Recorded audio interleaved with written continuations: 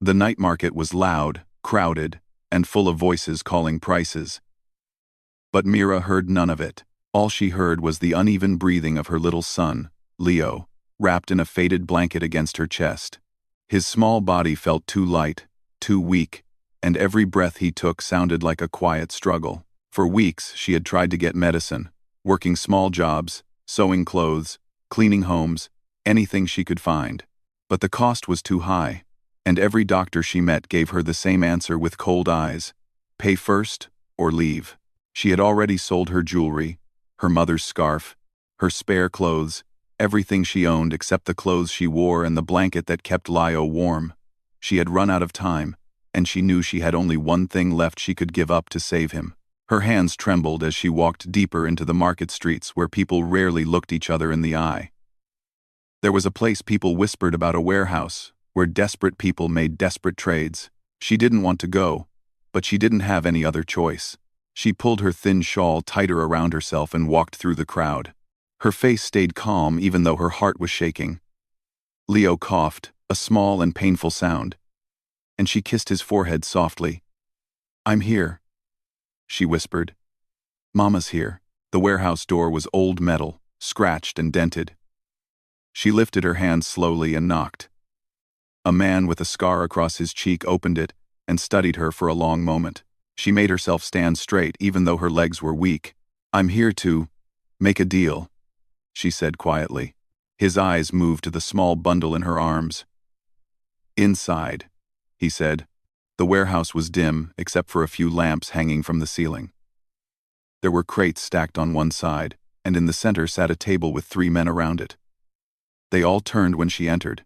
They looked at her with the kind of interest that made her skin crawl. The man in the middle, the leader, leaned back in his chair as if enjoying the moment. "What does a woman like you want from us?"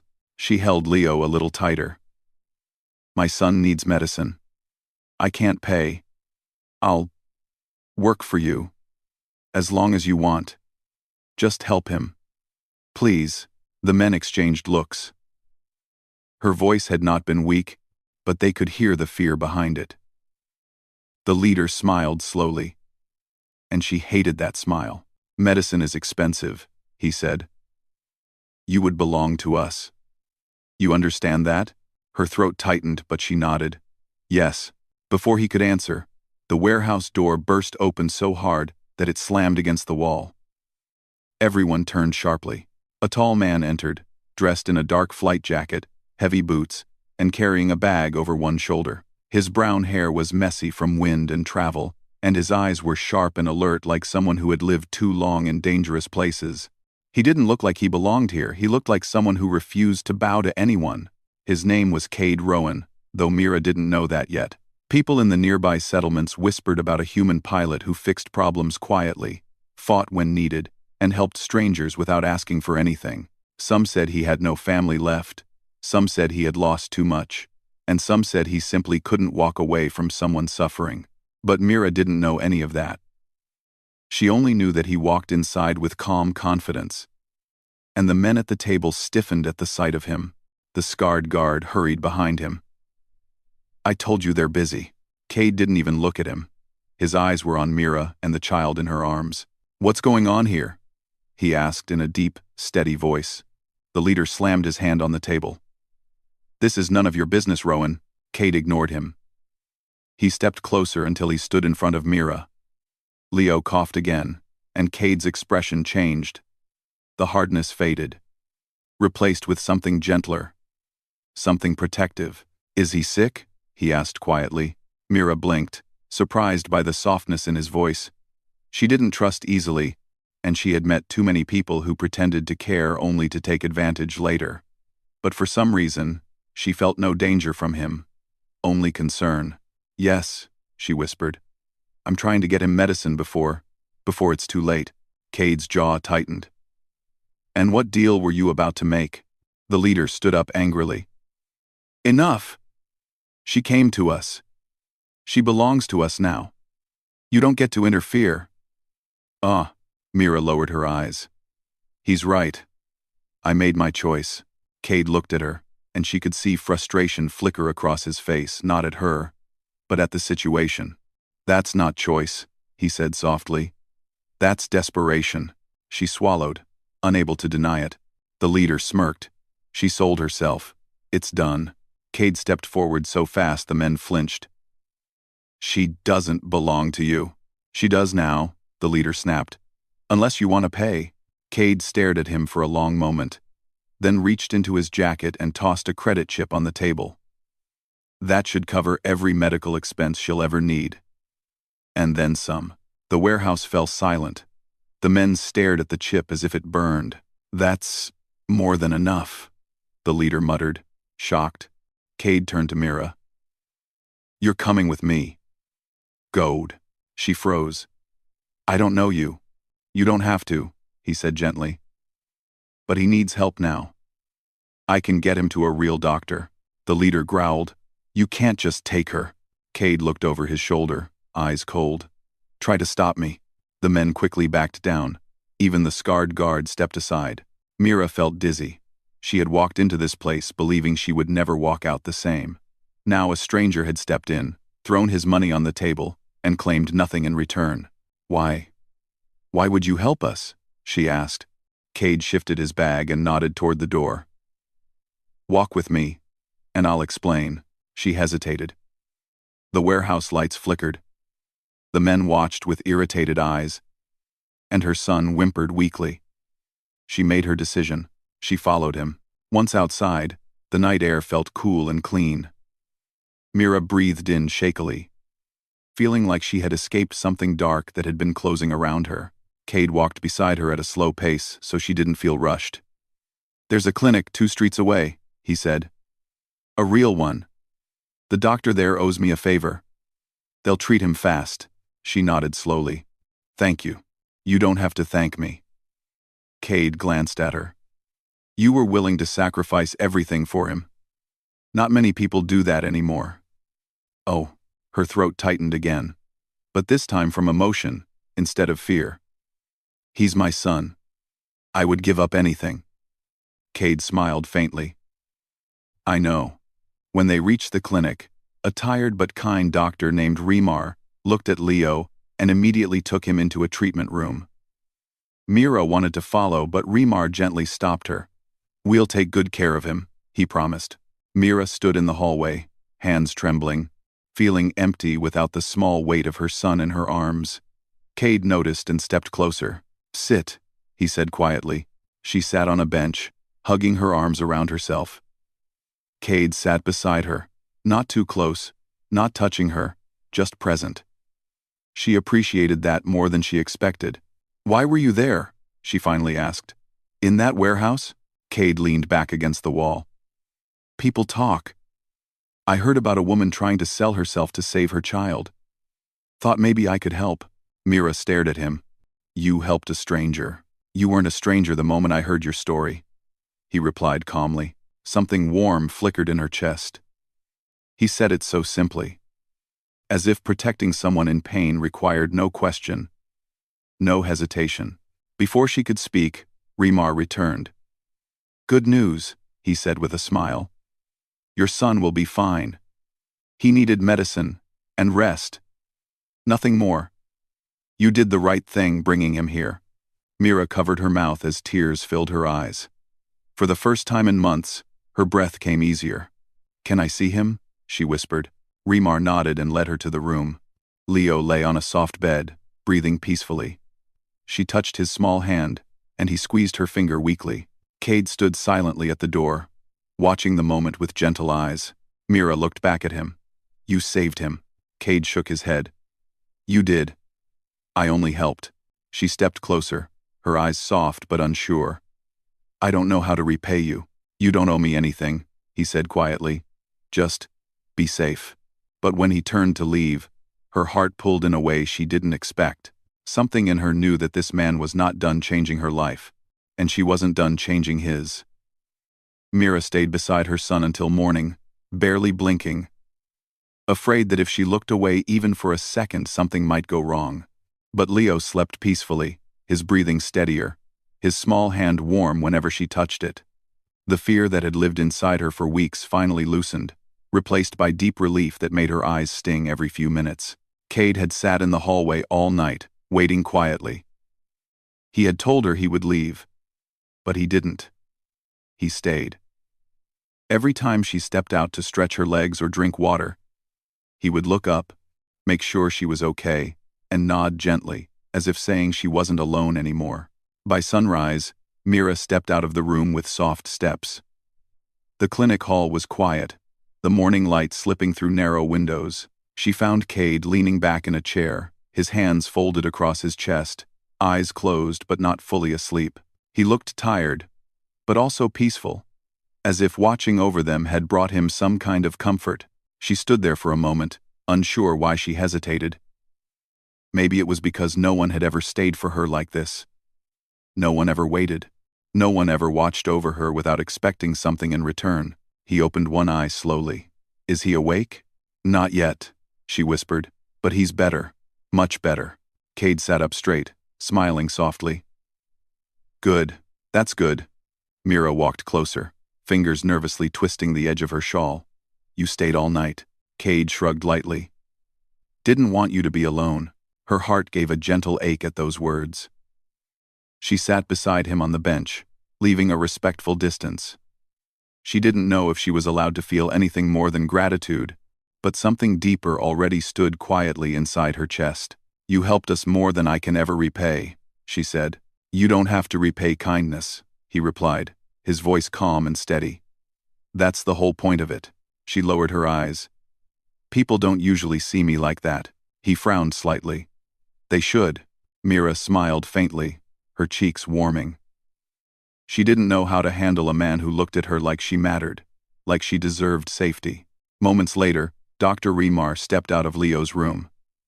He'll wake soon. He needs a few days of rest and food. After that, he should recover fully. Mira felt the air leave her lungs in a relief-filled sigh. Thank you.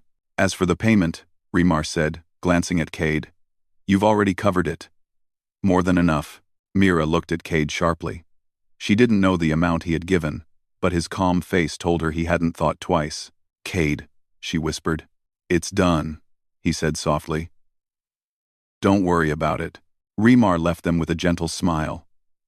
And Mira found herself watching Cade with new eyes.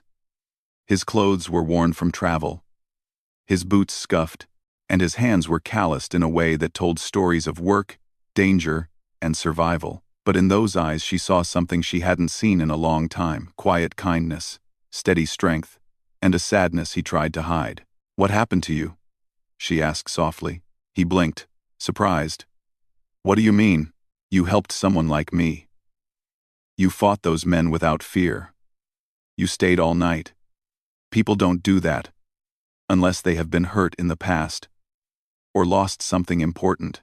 Cade looked down at his hands for a long moment. You see too much. You hide too much, she said gently. He sighed, leaning back. I lost my family years ago. A raid. Bandits. I was away on a mission. By the time I returned, he didn't finish the sentence. Mira felt the pain in his voice like a cold wind. She placed her hand softly over his, a small gesture, gentle and warm. He stiffened for a moment, then relaxed, letting her hand rest there. I'm sorry, she whispered. Cade looked up at her. It was a long time ago. But I promised myself, if I ever saw someone in danger again, I wouldn't walk away. Her hand tightened slightly. And you didn't. Not with me. Not with Leo. His gaze softened. You didn't deserve what you were forced into. Neither spoke for a moment. The air between them was soft, growing warmer, filled with an understanding that needed no words. A few hours later, Leo finally opened his eyes. His small voice whispered, Mama? Mira rushed to his side, tears falling freely as she kissed his forehead. Leo blinked at her, then looked at Cade in confusion. Mama! Who's that? Mira smiled through her tears. A good man. He helped us. Cade stepped closer and smiled. Hey, little one. Leo studied him quietly, then held up his arms weakly. Up? Cade hesitated. Nobody had asked him that in a long time. Mira nodded with a small smile. He trusts you. Cade lifted the child gently, supporting his small body with careful hands. Leo rested his head against his chest, already dozing off again. Something warm moved through Cade. A feeling he had buried for years, the quiet, deep responsibility of protecting someone small and precious. Mira watched him hold her son, and she felt something shift inside her. This man was not temporary. He was not a stranger anymore. Something about him already felt safe, real. When Leo slept again, Cade placed him gently back onto the bed. Mira touched Cade's sleeve lightly. "Thank you," she said again. But this time, her voice held something deeper than gratitude. "I didn't do it for thanks," he replied. "I know," she whispered. For the next 3 days, Cade stayed nearby. Sometimes he helped the clinic staff carry supplies. Sometimes he fixed broken equipment without being asked. Sometimes he simply sat with Leo and made small toys from old wires and spare parts. Mira found him in the hallway each morning before sunrise and each night long after sunset. He never once acted like he expected anything in return. Mira spent more time talking to him, learning about his travels between colonies, his work fixing old ships, and the small rescue jobs he took just to keep dangerous people away from the vulnerable. He had scars not just on his skin, but in the quiet way he spoke about his past. And still, he had not turned cold. He had chosen to become gentle instead. "You should rest too," Cade said one evening when he found her struggling to stay awake beside Leo's bed. "I'm fine," Mira muttered, but her head drooped. Cade stepped beside her and guided her gently to sit. "You won't be able to take care of him if you collapse. I can't leave him alone." "You won't," Cade said softly. "I'm here." She stared at him for a long moment, then finally relaxed, letting her eyes close as she leaned her head against the wall. She didn't sleep deeply, but she slept safely. For the first time in years, she slept without fear. When she woke later, Cade was still there, sitting cross-legged on the floor, quietly reading a small datapad. He looked up and smiled at her, not forced, not polite, but warm and real. The next morning, Leo sat up fully on his own. Mira almost cried from joy. Cade grinned and handed the boy a small handmade bird carved from scrap metal. Leo laughed, a bright sound that filled the room. For the first time, Mira felt hope brighter than fear. Remar finally said, "He's ready to go home." Mira stiffened slightly. Home. She didn't really have one anymore. She had been moving from place to place after losing her old home due to debt and danger. And now, she had no idea where to go. She stepped out of the room, feeling lost. Cade followed her silently until they reached the small courtyard behind the clinic. "You look worried," he said. "I don't have a home," she admitted quietly. "I don't have money. I don't even know where to take him after we leave." Cade didn't look surprised. He had guessed as much. "You can stay with me," he said simply. Mira's breath caught. "What?" "I have a place," he explained. "A workshop with an extra room. Safe. Warm. Close to the clinic if he needs checkups. You can stay until you're ready to build your own life again." She stared at him, stunned. "Why would you do that? You barely know me." Cade's voice was calm, steady, honest. "I don't help halfway, Mira." Her heart pounded. No one had ever offered her safety without a price. No one had ever placed trust in her like this. What if I'm a burden?" she whispered. "You're not," he replied. "And even if you were, I don't care." Her eyes filled with tears. She turned her face away, overwhelmed. Cade reached out, lightly touching her arm. "You don't have to say yes. But you don't have to be alone anymore." She closed her eyes, breathing slowly. She had walked into a warehouse ready to give up her life. Now, this man stood in front of her offering something she never expected. Not charity, but a chance, a second beginning. When she opened her eyes, she looked directly at him. "We'll come with you," she said softly. A gentle relief passed across Cade's face. "Good." They packed what little she had, just a small bag and an old blanket. Cade carried Leo on his hip as if the child already belonged there. and Leo clung to him happily. As they walked toward Cade's workshop, Mira felt something she hadn't felt in a long time.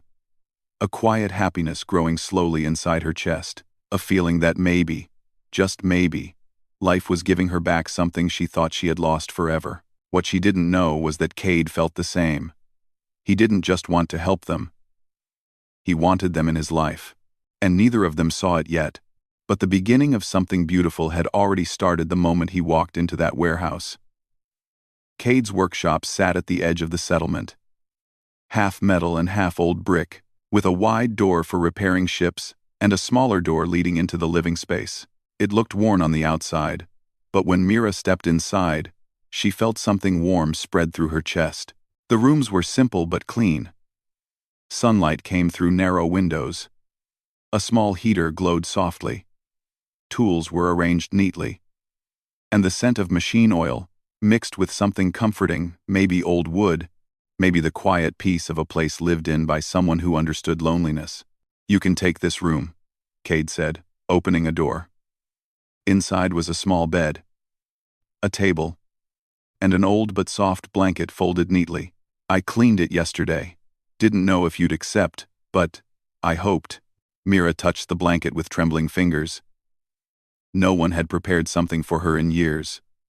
She felt her throat tighten, but she managed a small smile. "Thank you, Cade." "Really?"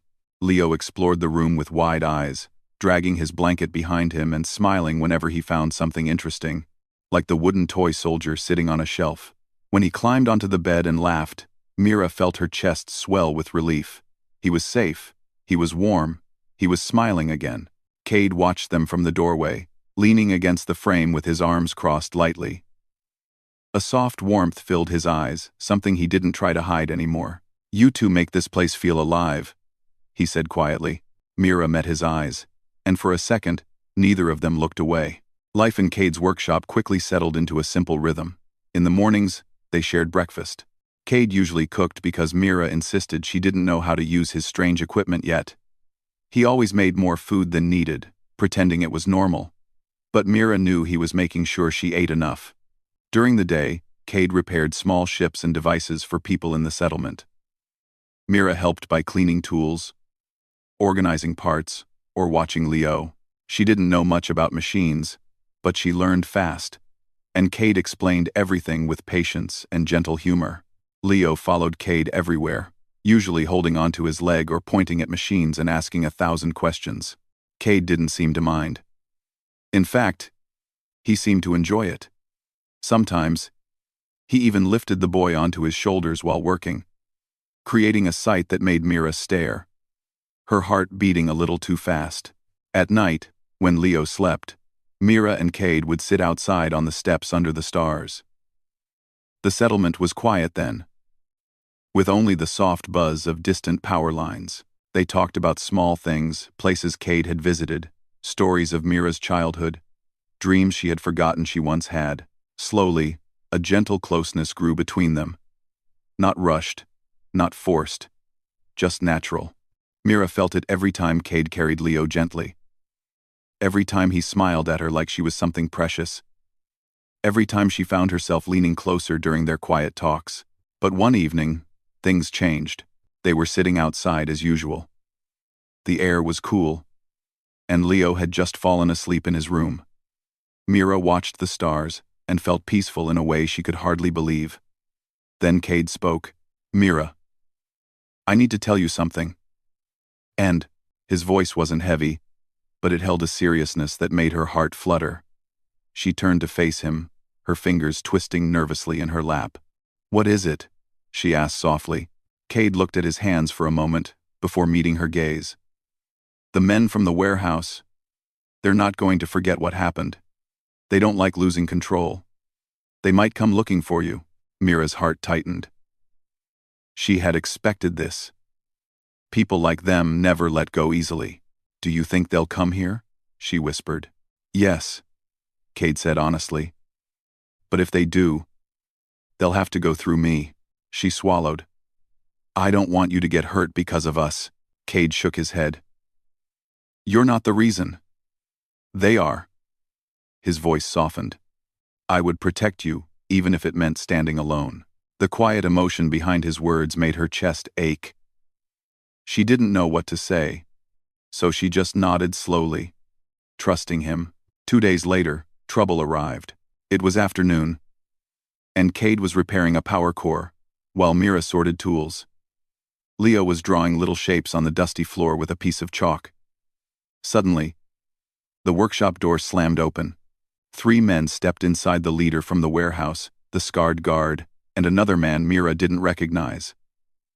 Their expressions were hard, angry, hungry for revenge. Mira froze, her heart racing. Leo whimpered and crawled behind her legs. Cade stood up slowly, wiping his hands on a cloth. His face stayed calm. But Mira saw the way his eyes sharpened. Ready. You have a lot of nerve coming here, Cade said quietly. The leader smirked. She belonged to us. You stole her. You can't steal a person, Cade replied coldly. She made a deal, the man growled. We had a contract.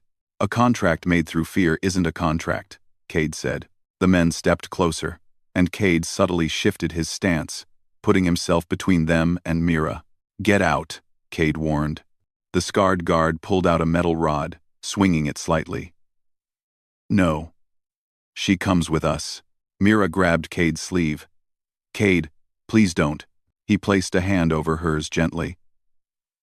I'm not letting them touch you. The leader pointed at her.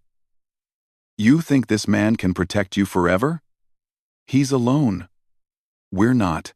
Cade looked at Mira's frightened eyes, then at little Leo, clinging to her leg. Something deep inside him ignited the same fire that pushed him to walk into that warehouse.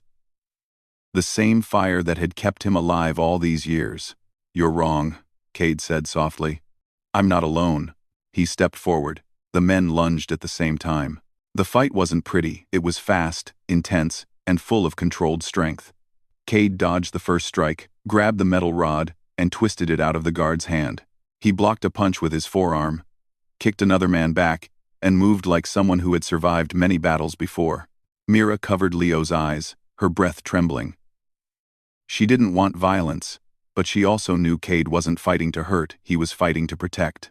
Within moments, Cade had knocked one man to the floor and slammed the metal rod against the ground beside the other, forcing them both to back away. The leader staggered up, glaring, wiping blood from his lip. This isn't over, the leader hissed. Yes it is, Cade said firmly. If you ever come near her again, near her child, you will regret it. The men stared at Cade's cold, steady eyes, and they broke. They ran out of the workshop, defeated. Silence filled the room. Cade turned around, breathing heavily, and Mira hurried toward him. Are you hurt? She asked, her voice shaking. He shook his head. I'm fine. But Mira wasn't fine. She threw her arms around him suddenly, holding him tightly as tears slipped down her cheeks. You protected us, she whispered. You really protected us. Cade froze in surprise, then gently wrapped his arms around her, holding her close. I told you I would. Leo hugged Cade's leg, saying softly, Don't leave. Cade crouched and pulled the boy into his arms. I'm not going anywhere. That night, after Leo fell asleep, Mira stepped outside to find Cade standing in the quiet night air, staring at the stars. She walked beside him, her heart full, her fear finally gone. Cade, she said softly, can I ask you something?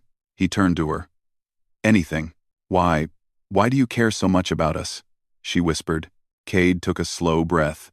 Because when I saw you in that warehouse, something inside me felt alive again. I saw someone brave. Someone kind. Someone who would give everything for the person she loved. I couldn't walk away from that. Mira looked down, her cheeks warm. And now? Cade lifted her chin gently. Now, I don't want a life without you. Her heart fluttered.